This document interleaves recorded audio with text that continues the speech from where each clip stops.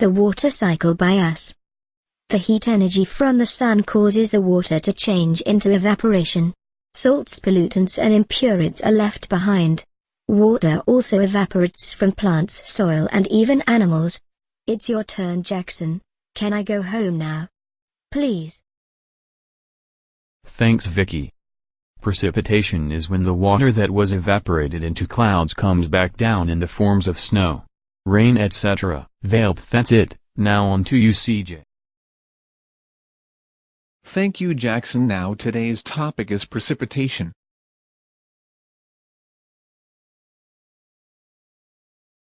Eventually too much water collects in the clouds and the water falls as precipitation. Now on to Logan with precipitation. Wait a minute. Thanks, CJ. Hello, I'm here to talk about precipitation and what it is in the water cycle, when so much water gathers in the clouds that the air currents can no longer keep it aloft. It falls to earth as precipitation, like rain, hail, sleet, or snow. Now here's Wyatt to talk about snow in the water cycle. Thanks for that, Logan. Now I have less work. Some snow and ice at the surface can quickly change to water vapor. This is called sublimation. On to Connor, the snowphone researcher. Thanks, Wyatt. Hello, and welcome to Snow in the Water Cycle. Over a lot of time, a lot of snow accumulates to make giant glaciers.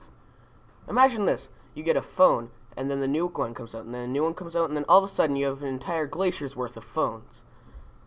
Well, that was my presentation. And on to you, Taylor. Thanks for the Snorefest, Connor. Let's move on to something a little more interesting. It's runoff, which is water flowing along the surface of the ground. This water gathers in lakes, rivers, and oceans. And lakes or ponds form where natural depressions allow it. These are called basins. A fun way to remember this is saying that the water runoff is running away from everything else. Can you please stop walking in front of me? You know what? People are stressful. Here, Tessa, take over for me. Well, hi there. Thanks to that Ginger, for some complete nonsense. Anyway, this is my bull. His name is Jim. We're going to a mountain to look at some runoff. Oh no. I think I missed the mountain. Runoff is like water, I think. I'm pretty sure it runs off the top of the ground. And it goes into like lakes and ponds and oceans or something. This is a lake. Someone told me it was created by runoff. So I believed them. So that's why I'm here. This is Bob. I be Bob. Ponds and stuff gather in a basin, a natural depression. That's all. I'm going home now. Here, MJ, you talk.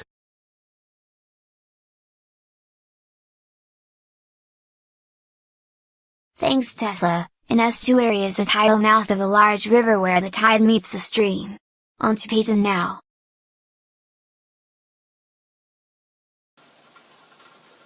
Thanks for nothing, MJ. Now I have to do work. The ground was wet and now my bum is soaking wet.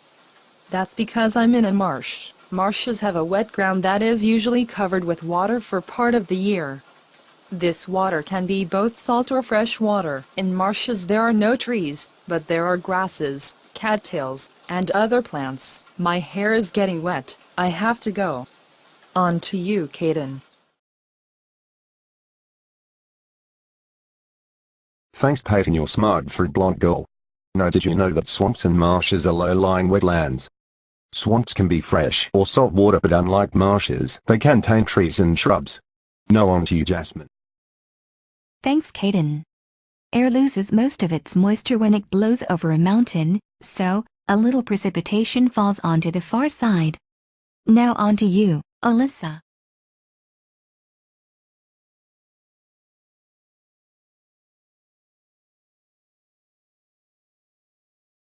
Thanks, Jazz, for explaining deserts to us.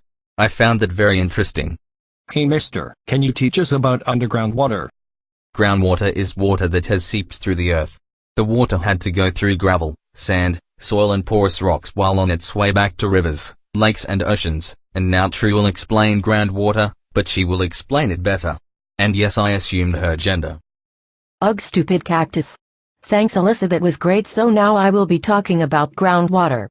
Groundwater is water that gets soaked into the earth, passes through gravel, sand, soil and rock on its way to rivers, lakes and oceans. Now Joel will be talking to you about more water stuff. Goodbye. Thank you. True. Did you know water that returns to the ocean is not the same water that evaporated? When precipitation falls, it may contain trace amounts of chemicals. Thank you for listening to our Grade 8 water cycle presentation.